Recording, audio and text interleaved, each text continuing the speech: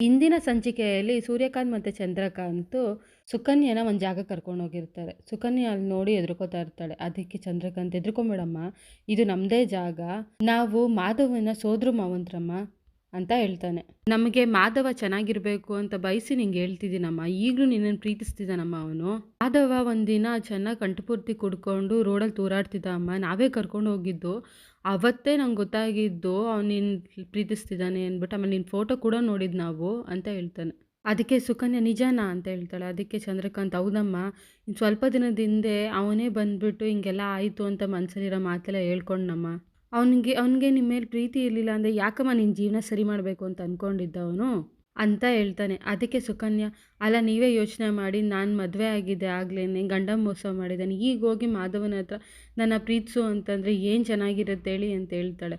ಅದಕ್ಕೆ ಚಂದ್ರಕಾಂತ್, ಏನಮ್ಮ ಹಿಂಗಂದು, ಅವೆಲ್ಲ ಏನೂ ಇಲ್ಲ, ಮಾಧವ ಮತ್ತು ನೀನು ಒಂದಾಕೆ ದೇವರೇ ಸೃಷ್ಟಿ ಮಾಡಿರೋ ಸಂದರ್ಭ ಅಂತ ಅಂದ್ಕೊಳಮ್ಮ, ಇಲ್ಲಿ ತಪ್ಪು ತಿಳ್ಕೊಳ್ಳೋ ಸಂದರ್ಭನೇ ಬರಲ್ವಲ್ಲ.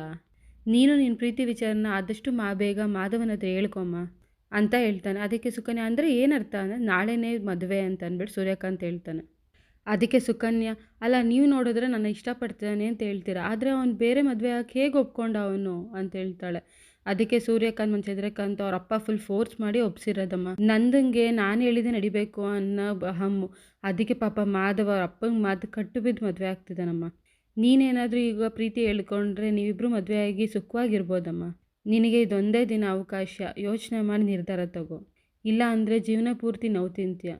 ಇಷ್ಟಪಟ್ಟಿದ್ದು ಹುಡುಗಿ ಮದುವೆ ಆಗ್ದೇ ಮಾಧವ ಜೀವನ ಪೂರ್ತಿ ನೋವು ತಿಂತಾನೆ. ಮಾಧವ ನಮ್ಮ ತಂಗಿ ಮಗ, ನನಗೆ ಅವನ ಜೀವನ ಹಾಳಾಗೋದು ನೋಡೋಕ್ಕಾಗಲ್ಲಮ್ಮ. ಒಂದೇ ಒಂದು ಸಲ ನೀನು ಪ್ರೀತಿನ ವಿಚಾರನ ಮಾಧವನ ಹತ್ರ ಹೇಳ್ಕೊಮ್ಮ ಅಂತ ಚಂದ್ರಕಾಂತ್ ಹೇಳ್ತಾನೆ. ಆಮೇಲೆ ಸೂರ್ಯಕಾಂತು, ನಾವು ಹೇಳೋದು ಹೇಳಿದ್ದೀವಿ, ಇನ್ನು ಮಿಕ್ಕಿದೆಲ್ಲ ನಿನಗೆ ಬಿಟ್ಟಿದ್ದಮ್ಮ, ನಿನಗೆ ಮಾಧವನ ಸಂತೋಷ ಮುಖ್ಯ ಆದರೆ ಈ ಮದುವೆ ತಡೀಬೇಕು ನೀನು ಅಂತ ಸೂರ್ಯಕಾಂತ್ ಹೇಳ್ತಾನೆ. ಆಮೇಲೆ ಚಂದ್ರಕಾಂತು, ನೋಡು ಯೋಚನೆ ಮಾಡು, ಆದರೆ ನಾವು ಹೇಳಿದ್ವಿ ಅಂತ ಮಾಧವನ ಹತ್ರ ಹೇಳ್ಬೇಡಮ್ಮ, ಯಾಕಂದರೆ ಅವ್ರ ಅಪ್ಪಂಗೂ ನಮಗೂ ಬರಲ್ಲ, ಆಮೇಲೆ ಸುಮ್ಮನೆ ಮದುವೆ ನಿಲ್ಸೋಕ್ಕೆ ಏನೇನೋ ಮಾಡಿದ್ರು ಅಂತ ಅಂತಾರೆ ಅಷ್ಟೇ. ನೀನು ಏನೂ ಹೇಳೋಕೆ ಹೋಗ್ಬೇಡಮ್ಮ, ಇನ್ನು ಮಿಕ್ಕಿದೆಲ್ಲ ತೀರ್ಮಾನ ನಿಮ್ಮದೇ ಅಂತ ಅಂದ್ಬಿಟ್ಟು ಸೂರ್ಯಕಾಂತ್ ಮತ್ತು ಚಂದ್ರಕಾಂತ್ ಹೊಟ್ಟೋಗ್ತಾರೆ. ಇಲ್ಲಿ ನಂದನ್ ಫ್ಯಾಮಿಲಿಯವರೆಲ್ಲ ವರಪೂಜೆ ಮಾಡೋಕ್ಕೆ ರೆಡಿ ಮಾಡ್ಕೋತಾ ಇರ್ತಾರೆ. ಮಾಧವ ವರಪೂಜೆ ಸ್ಟಾರ್ಟ್ ಮಾಡಿ ಗಣೇಶನಿಗೆ ಸಂಕಲ್ಪ ಮಾಡಿ ಮದುವೆ ಶಾಸ್ತ್ರಗಳನ್ನ ಶುರು ಮಾಡ್ತಾನೆ. ಅಷ್ಟರಲ್ಲಿ ಮೀನಾ, ಅಯ್ಯೋ ಯಾರೂ ಕಾಣಿಸ್ತಾನೆ ಇಲ್ವೇ ಅಲ್ಲೋ ಕೇಶವ, ಇನ್ನೂ ನಮ್ಮ ನೆಂಟರು ಜಾಸ್ತಿ ಇದ್ದಾರೆ ಅಂತ ಹೇಳಿದ್ರು ಅಂತ ಅದಕ್ಕೆ ಕೇಶವ, ಎಲ್ಲ ದೂರದಲ್ಲಿ ಇರಬೇಕು, ಇನ್ನೂ ಬರ್ತಾರೆ ಬಿಡು ಮೀನಾ ಅಂತ ಹೇಳ್ತಾನೆ. ಅಷ್ಟರಲ್ಲಿ ಅಮೂಲ್ಯ ಕೂಡ ವಲ್ಲಭನ ಕೇಳ್ತಾನೆ, ಏನು ಕಾಡ್ಪಪ್ಪ, ಯಾರೂ ಜನನೇ ಕಾಣಿಸ್ತಿಲ್ಲ ಅಂತಂದಿದ್ದಕ್ಕೆ, ಏನು ನಿನ್ನ ಥರ ಕೆಲಸ ಇಲ್ಲದೆ ಇರ್ತಾರಾ, ಏನೋ ಕೆಲಸ ಮಾಡ್ತಿರ್ತಾರೆ, ಸುಮ್ಮನೆ ಇರು, ಅದನ್ನೇನು ಯಾವಾಗಲಿಂದ ಅಂತ ಬೈದ್ಬಿಟ್ಟು ಸುಮ್ಮನೆ ಆಗ್ತಾನೆ. ಈ ಕಡೆ ಪ್ರಿಯನ್ನ ಕರ್ಕೊಂಬರ್ತಾರೆ. ಅದಕ್ಕೆ ವಾಣಿ ಮತ್ತು ಪರಮೇಶ್ವರು, ಅಳಿಯಂದ್ರನ್ನ ಈಗಲೇ ನೋಡ್ಕೊಂಬಿಡು, ಆಮೇಲೆ ನೀನು ಅಳಿಯಂದ್ರನ್ನ ನೋಡೋದು ನಾಳೆ ಅಂತರ್ಪಟ್ಟ ಸರ್ದಾಗಷ್ಟೇ ಅಂತ ರೇಗಿಸ್ತಿರ್ತಾರೆ. ಈ ಕಡೆ ವಲ್ಲಭ ಕೂಡ ರೇಗಿಸ್ತಾನೆ, ಇಷ್ಟು ದಿನ ಅಂತ ವಿಡಿಯೋ ಕಾಲಲ್ಲಿ ನೋಡ್ತೀಯಾ, ಡೈರೆಕ್ಟಾಗಿ ನೋಡು ಅಂತ ಅಂದ್ಬಿಟ್ಟು. ಅಷ್ಟರಲ್ಲಿ ಧನ್ಯ, ಏನು ಆಂಟಿ ನಿಮ್ಮ ಕಡೆಯವ್ರು ಯಾರೂ ನೆಂಟರೇ ಇಲ್ಲ ಅಂತ ಅಂದ್ಬಿಟ್ಟು ವೀಣಂಗೆ ಕೇಳ್ತಾರೆ. ಅಷ್ಟರಲ್ಲಿ ಎಲ್ಲರೂ ಮುಖ ನೋಡ್ತಾ ಇರ್ತಾರೆ. ಈ ಕಡೆ ಸುಕನ್ಯಾ ಕೂತ್ಕೊಂಡು ಮಾಧವನ ಬಗ್ಗೆ ಯೋಚನೆ ಮಾಡ್ತಾ ಇರ್ತಾಳೆ. ಮಾಧವ ಹೇಗಿದ್ದ ನನ್ನ ಜೊತೆ ಅಂತ ಅಂದ್ಬಿಟ್ಟು. ಮಾಧವ ತನ್ನ ಕರ್ಕೊಂಬಂದಿದ್ದು ಪಿ ಜಿಲಿ ಇರಬೇಡ ಅಂತ ಹೇಳಿದ್ನೆಲ್ಲ ನೆನೆಸ್ಕೊಂಡು, ಮತ್ತು ಸೂರ್ಯಕಾಂತ್ ಅವರು ಹೇಳಿದ್ದು ಈಗಲೂ ನಿನ್ನ ಪ್ರೀತಿಸ್ತಿದ್ದಾನೆ ಅಂತ ಹೇಳೋ ಮಾತನ್ನೆಲ್ಲ ಯೋಚನೆ ಮಾಡ್ತಿರ್ತಾಳೆ. ಸುಕನ್ಯಾ ಅದಕ್ಕೇನೆ, ಅಲ್ಲ ಕಣೋ, ನಿನ್ನ ಮದುವೆ ವಿಚಾರ ನನಗೆ ಬೇರೆಯವರಿಂದ ಗೊತ್ತಾಗಬೇಕಾ, ಹೋಗ್ಲಿ ಆಗಲೇ ಪ್ರೀತಿ ಮಾಡಿದವಳ ಹತ್ರ ಈಗಲೂ ಪ್ರೀತಿ ಮಾಡ್ತಿದ್ದೀನಿ ಅಂತ ಹೇಳ್ಕೊಳಕ್ಕೆ ಏನೋ ಆಗಿತ್ತು ನಿನಗೆ, ಇಷ್ಟು ಕೆಟ್ಟು ಪ್ರಪಂಚದಲ್ಲೂ ನಿನ್ನಂಥ ಒಳ್ಳೆಯವರು ಇರ್ತಾರ, ನಾನು ಈ ಪರಿಸ್ಥಿತಿಲೂ ನೀನನ್ನು ಇಷ್ಟಪಡ್ತಿದ್ಯಲ್ಲ, ಯಾಕೋ ಗೊತ್ತಿಲ್ಲ ಮಾಧವ, ನಿಮ್ಮ ಮಾವಂದ್ರ ಮಾತು ಕೇಳಿದ್ಮೇಲೆ ನಿನ್ನ ಬಿಟ್ಕೊಡೋಕೆ ನನಗೆ ಮನಸ್ಸೇ ಆಗ್ತಿಲ್ಲ ಮಾಧವ, ನಿನ್ನ ನನ್ನ ಮದುವೆ ಆಗೋಕ್ಕೆ ಬಿಡೋದಿಲ್ಲ, ಹೆಂಗಾದರೂ ಮಾಡಿ ನಿಮ್ಮ ಅಪ್ಪನ ಹತ್ರ ನನ್ನ ಮದುವೆ ಮಾತಾಡಿ ಒಪ್ಪಿಸ್ತೀನಿ, I love you so much Madhava, ನಾನು ನಿನ್ನ ಬಿಟ್ಕೊಡೋದಿಲ್ಲ ಅಂತ ಹೇಳ್ತಾಳೆ. ಈ ಕಡೆ ವೀಣಾ ಫುಲ್ ಟೆನ್ಷನಲ್ಲಿದ್ದು, ಬರ್ತಾರಮ್ಮ ಅಂತ ಹೇಳ್ತಾನೆ. ಅದಕ್ಕೆ ನಂದ, ಇನ್ನೂ ಯಾರೂ ಬಂದೇ ಇಲ್ಲ ಅಂತ ಹೇಳ್ತಾನೆ. ಅದಕ್ಕೇನೆ ವೀಣಾ, ಇಲ್ಲಿ ಬಂದಿರೋಲ್ಲ ನಮ್ಮವರೇ ಅಣ್ಣ ಅಂತ ಹೇಳ್ತಾಳೆ. ಅದಕ್ಕೇನೆ ಧನ್ಯ, ಅಲ್ಲಿ ನೋಡಿ ಆ ಕಡೆ ಇರೋರೆಲ್ಲ ನಮ್ಮವರು, ಇನ್ನು ಈ ಕಡೆ ಇರೋರೆಲ್ಲ ನಂಗೆ ಗೊತ್ತಿಲ್ಲ, ನಿಮ್ಮವ್ರು ಇರ್ಬೋದೇನಪ್ಪ, ಆದರೆ ತುಂಬ ಜನ ಬರ್ತಾರೆ ಅಂತ ಹೇಳ್ಬಿಟ್ಟು ಇಷ್ಟೊಂದು ಕಮ್ಮಿ ಜನ ಬಂದಿದ್ದಾರೆ ಏಂತಕ್ಕೆ ಅಂತ ಕೇಳ್ತಾಳೆ. ಅವತ್ತು ನೋಡಿದ್ರೆ ಬೇಕಾದಷ್ಟು ಜನ ಇದ್ದಾರೆ, ಕಾಲಿಡೋಕ್ಕೂ ಜಾಗ ಇಲ್ವೇನೋ ಅಂತ ಅನ್ಕೊಂಡ್ಬಂದ್ವಿ, ಆದರೆ ಈಗ ನೋಡಿದ್ರೆ ಖಾಲಿ ಹೊಡಿತಾ ಇದೆಯಲ್ಲ ಅಂತ ಧನ್ಯ ಹೇಳ್ತಾಳೆ. ಅಷ್ಟರಲ್ಲಿ ಮೀನಾ, ಅಲ್ಲ ಆಂಟಿ, ಅವತ್ತು ನೋಡಿದ್ರೆ ತುಂಬ ಜನ ಇದ್ದಾರೆ ಅಂತೀರಾ, ಆದರೆ ಇನ್ನು ನೋಡಿದ್ರೆ ಯಾರೂ ಇಲ್ವೇ ಇಲ್ಲ. ಅಷ್ಟರಲ್ಲಿ ಅಮೂಲ್ಯ ಕೂಡ, ಅಲ್ಲ ಆಂಟಿ, ನೆನೆ ನೋಡಿದ್ರೆ ಅಶ್ವಿಕ್ ಶಾಸ್ತ್ರಕ್ಕೆಲ್ಲ ಜನ ಇದ್ದರು ಅಂತ ಹೇಳಿದ್ರೆ, ಈಗ ನೋಡಿದ್ರೆ ಯಾರು ಕಾಣಿಸ್ತಾನೆ ಇಲ್ಲ ಅಂತ ಹೇಳ್ತಾಳೆ. ಅದಕ್ಕೆ ವೀಣಾ, ಇಲ್ಲ ಇನ್ನೊಂದು ಮದುವೆ ಇದೆ, ಎಲ್ಲರೂ ಅಲ್ಲಿ ಹೋಗಿದ್ದಾರೆ, ಮುಗಿಸ್ಕೊಂಡು ಇಲ್ಲಿಗೆ ಬರ್ತಾರಂತೆ ಅಂತ ಹೇಳ್ತಾಳೆ. ಅಷ್ಟರಲ್ಲಿ ಪ್ರಿಯಾ ಅಯ್ಯೋ ಸಿಗಾಕೊಂಡೇ ಬಿಟ್ವಲ್ಲ ಏನಪ್ಪ ಮಾಡೋದು ಅಂತ ಅಂದ್ಬಿಟ್ಟು ಟೆನ್ಷನ್ ಮಾಡ್ಕೋತಾ ಇರ್ತಾಳೆ. ಈ ಕಡೆ ವೀಣಾ ಶಾಸ್ತ್ರ ಎಲ್ಲ ಸ್ಟಾರ್ಟ್ ಮಾಡೋಣ ಅಂತ ಹೇಳಿದ್ಕೆ ಧನ್ಯ ಎಷ್ಟು ಬೇಗ ಎಲ್ಲಿಂದ ಸ್ಟಾರ್ಟ್ ಮಾಡ್ತೀರಾ, ನಿಮ್ಮ ನೆಂಟರು ಯಾರೂ ಬಂದೇ ಇಲ್ಲ ಅಂತ ಹೇಳ್ತಾಳೆ.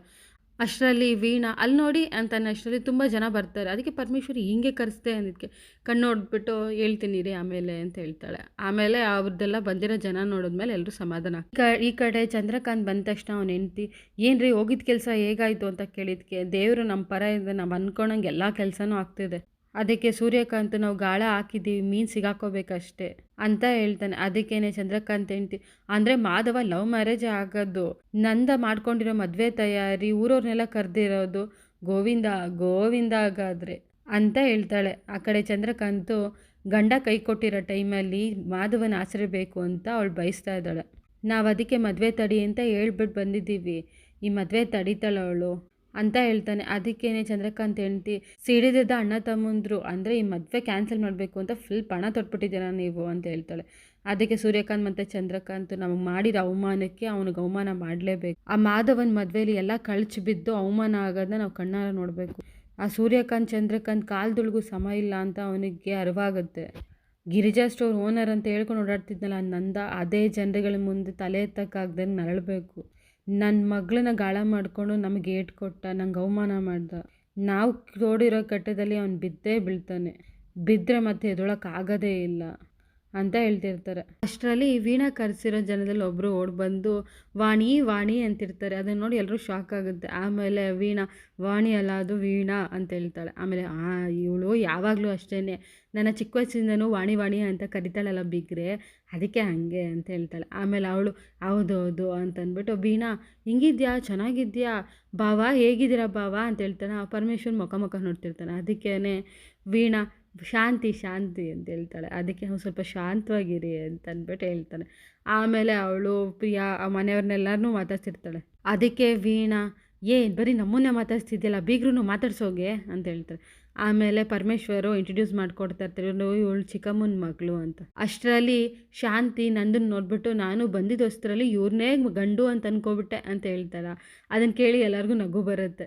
ಅಷ್ಟರಲ್ಲಿ ಶಾಂತಿಯವರು ಮದುಮಗು ನೋಡಿ ಅಯ್ಯೋ ಬೆಣ್ಣೆ ಮುದ್ದೆ ಇದ್ದಂಗಿದ್ದಾನೆ ಅಂತ ಹೇಳ್ತಿರ್ತಾರೆ. ಅದಕ್ಕೆ ವೀಣಾ ಕೇಶವ ಇವ್ರನ್ನೆಲ್ಲ ನೋಡಿದ್ರೆ ನಂಗೆ ಯಾಕೋ ಅನುಮಾನ ಬರ್ತಿದೆ ಕಣೋ, ಅವ್ರು ನೋಡಿದ್ರೆ ವೀಣಾ ಆಂಟಿನ ವಾಣಿ ವಾಣಿ ಅಂತ ಹೇಳ್ತಾಳೆ, ನಂಗೆ ಯಾಕೋ ಜಾಸ್ತಿ ಆಗ್ತಿದೆ ಅನುಮಾನ ಅಂತ ಹೇಳ್ತಾಳೆ. ಅದಕ್ಕೆ ಕೇಶವ ನನಗೂ ಅನ್ನಿಸ್ತಿದೆ ಇವರು ತುಂಬ ದೂರದ ಸಂಬಂಧಿಗಳಲ್ಲ, ತುಂಬ ಹತ್ತಿರದ ಸಂಬಂಧಿಗಳು ಅಂತ ಹೇಳ್ತಾನೆ. ಆಮೇಲೆ ವೀಣಾ ಶಾಂತಿ ಹತ್ರ ಇದು ಕೂಡು ಕುಟುಂಬ ಅಂತ ಹೇಳ್ತಾಳೆ. ಅದಕ್ಕೆ ನಾನೇ ಇಂಟ್ರಡ್ಯೂಸ್ ಮಾಡಿಕೊಡ್ತೀನಿ ನಮ್ಮ ಮನೆಯವ್ರನ್ನೆಲ್ಲ ಅಂತ ಹೇಳ್ತಾನೆ. ಎಲ್ಲರನ್ನೂ ಇಂಟ್ರಡ್ಯೂಸ್ ಮಾಡ್ತಿರ್ತಾನೆ. ಇವ್ನು ನನ್ನ ದೊಡ್ಡ ಮಗ, ಇವ್ನು ನಮ್ಮ ಮಗ ಕೇಶವ, ಇದು ನನ್ನ ಮುದ್ದು ಸೊಸೆ ಅಂತ. ಅಷ್ಟರಲ್ಲಿ ವಲ್ಲಭನ ನೋಡಿಬಿಟ್ಟು ಅವನು ಹೆಂಡ್ತಿನ ಹೇಳೋದೇ ಇಲ್ಲ.